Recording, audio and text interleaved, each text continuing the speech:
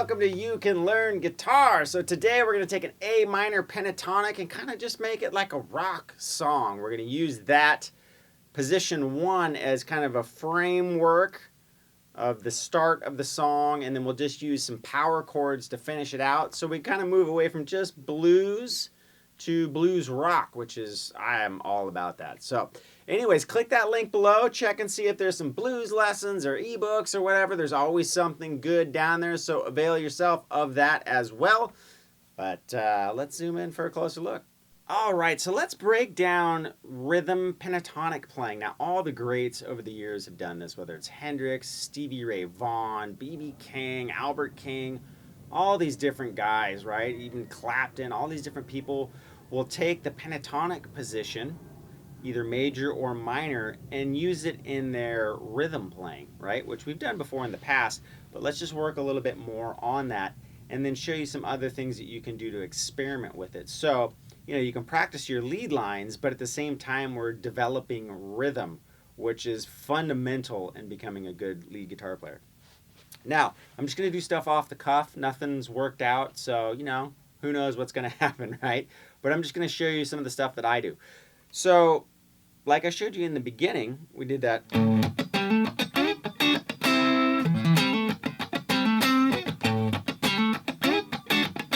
Right?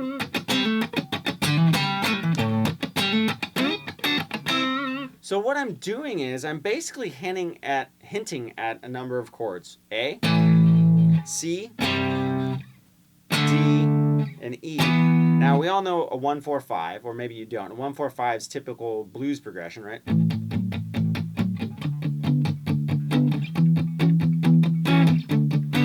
But since we're using A minor as a basis of what we're doing, you can highlight that C chord, which kind of takes it out of the realm of being major sounding and gives it kind of a rock edge. A lot of rock pentatonic playing fuses chords from the major scale and the minor scale together, and you end up with something that kind of is just rock and roll, right? It doesn't sound particularly super happy, and it doesn't sound super sad either. So they do that by using 5 chords. So it's root note, 5th, and then root note, right? I'm not doing any major or minor chords per se. That's why a lot of major and minor pentatonic playing will work over this and sound good, right? So I'm going to use, when I'm in A, the A minor pentatonic. So we got...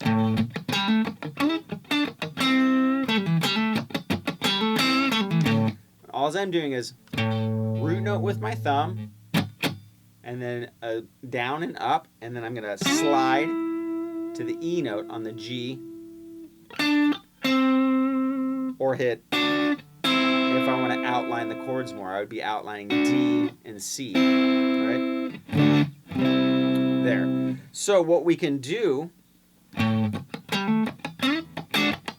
this is an upstroke, and then down, up, right? So we went.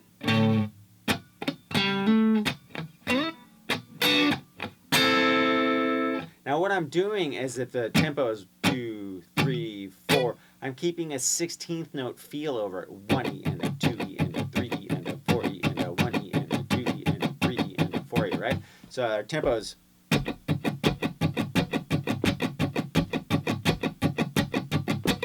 Right? And that allows me a lot of freedom to work with rhythm-wise. I can do...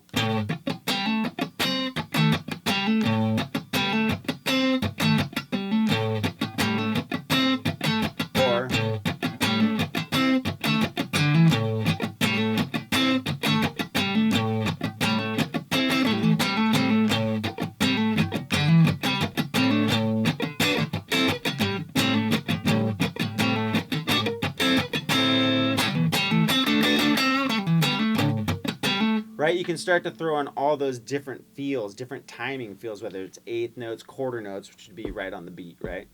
3, 4, it'd be like...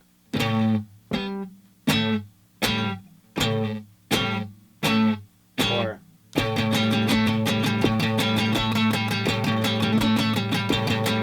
It's kind of hard. hard to do it all in downstrokes.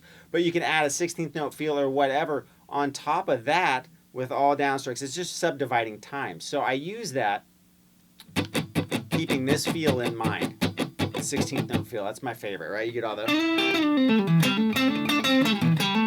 cool stuff like that out of it. So I'm in the A chord, I'm thinking A minor pentatonic, and then I come to here. Now, when you hit this note right here, right, that's not in the A minor pentatonic scale. That's more of a D major chord. As when I go down to here, this is in A minor, right? But that note right there isn't. So it's cool to do that sort of thing, and again, you're hinting at that kind of rock and roll. We're not major minor anymore. We're just rock and roll, baby. Here we go. Right? So I outline those two chords. Is basically what I'm doing, right? I'm not hitting that major. It's basically is what we're outlining when we do that. Now, when you go to the other chords, since we're not major or minor again, some of my favorite stuff that, you know, I totally pinched from Southern rock is fusing that major riffs on top of that major chord, right? Or Hendrix, that sort of thing on top of it. So when I go down to this D chord, right, I'm going to add that kind of stuff. Now, all you're doing is, there's two different types of chords, right? Or multiple different types, but usually people work out of E forms of chords, right? So this would be an E major chord. But if you take this shape and you use your first finger and put it in front of it, when we do major chords like this, we still basically have that E major shape. Now, there's also an E minor shape, okay? And that's on the sixth, these are the 6 strings down. Now, when you come down to here, the root note's going to be on the A string, right? So an A major chord, you know, is up here or right here, right? But the power chord version would look like this. So it's that A chord or A chord here, and this finger does the root. So any version, like this is a D, but out of that A shape, because my first finger is on that D note, right? So when I'm using this A form chords and I'm on the A string down, I'm going to think that the major pentatonic, D major, is just right behind this guy. It's right here. So it's basically up a whole step, that first position.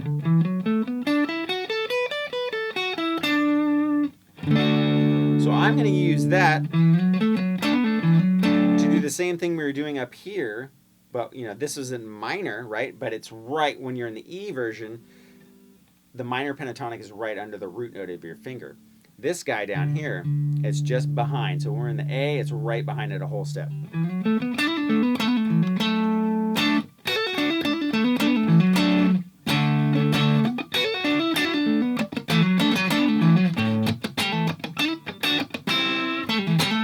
I'm going to use that kind of stuff when I go down to these A versions of the chords. Same thing up here.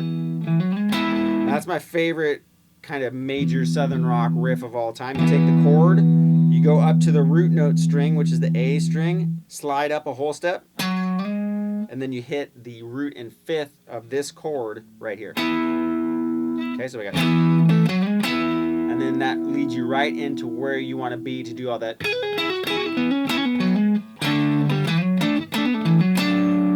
Right, I'm just doing the double stop. So I'm hitting the 2 strings together, G and B, and then I do the hammer-on and pull-offs on the lowest string. So in this case, if I'm on the G and B, it'd be the G string. Up to the next set of strings. So now I'm on D and G, I'm hammering on and pulling off on the D while letting the G ring out. Right, so you can use that. You can also use octaves.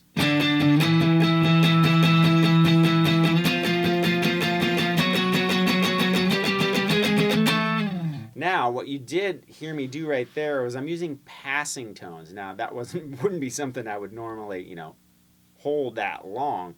But passing tones are very effective if you use them quickly. So if we went,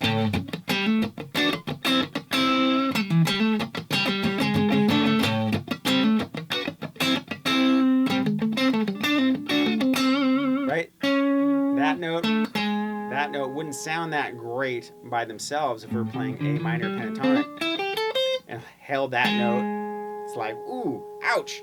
But if we blow by it, right, it starts to sound, oh, that was cool. It catches your ear, right, instead of hurts it.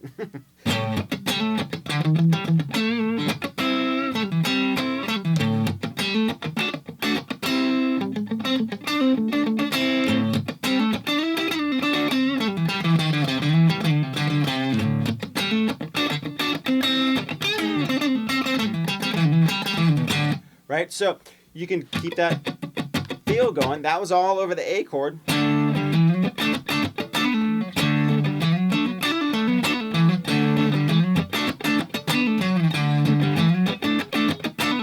Right, same kind of principles over those major chords.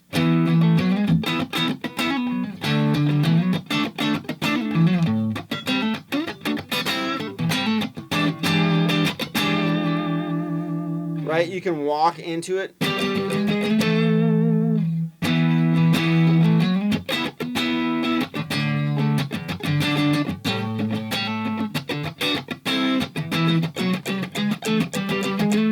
Right, walk back into it.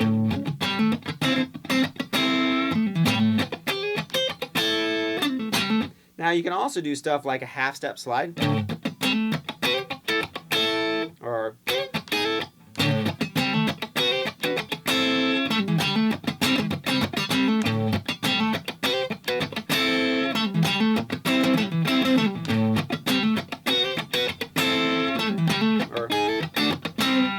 right, any of that kind of stuff where, say you wanted to outline these guys again.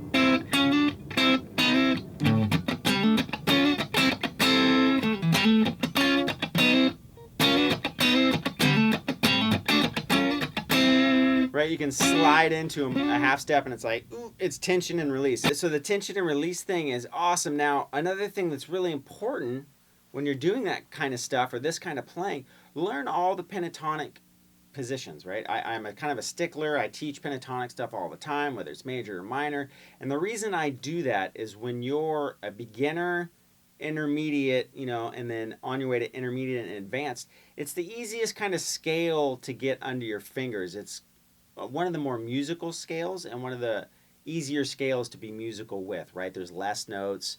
All the notes sound pretty good.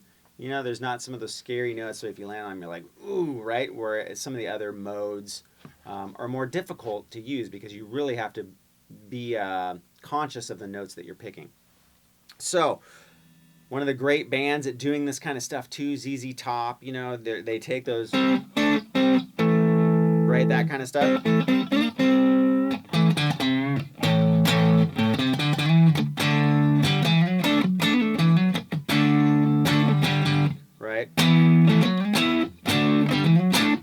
That kind of double stop thing, but it's pulled right out of those pentatonic positions. So if we went like,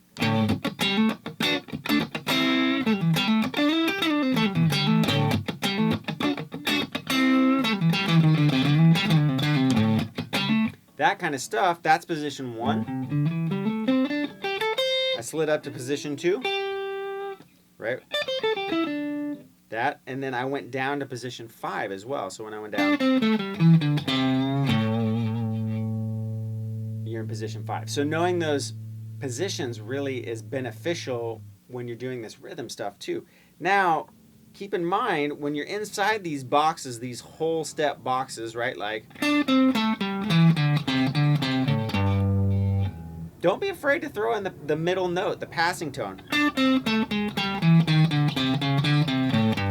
As long as you're not landing on it like, right?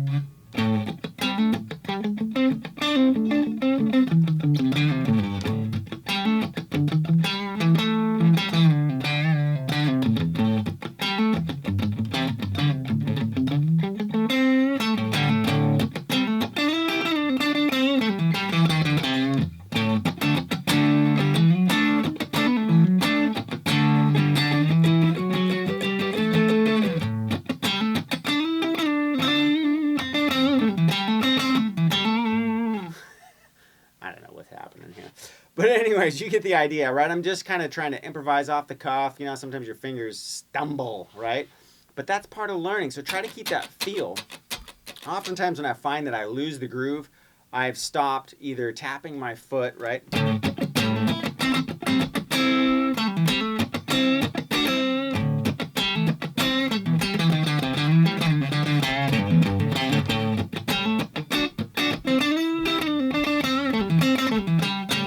Right?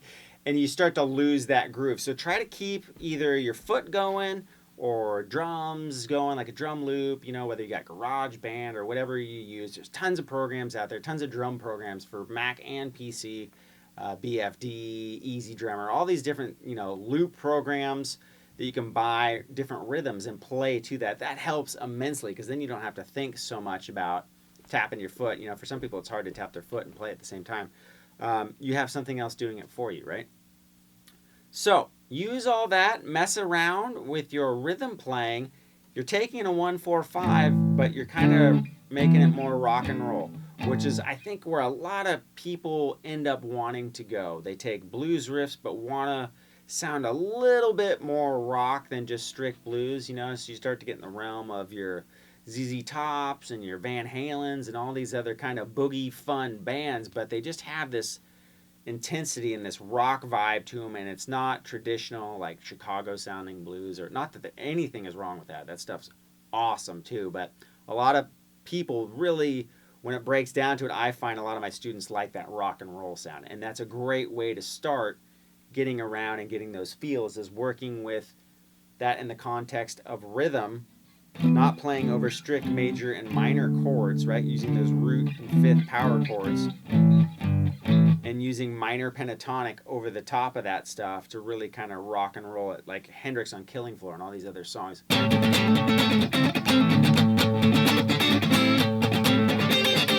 Right? All that kind of stuff, Stevie Ray Vaughan, all that stuff. It's super fun, so give it a shot.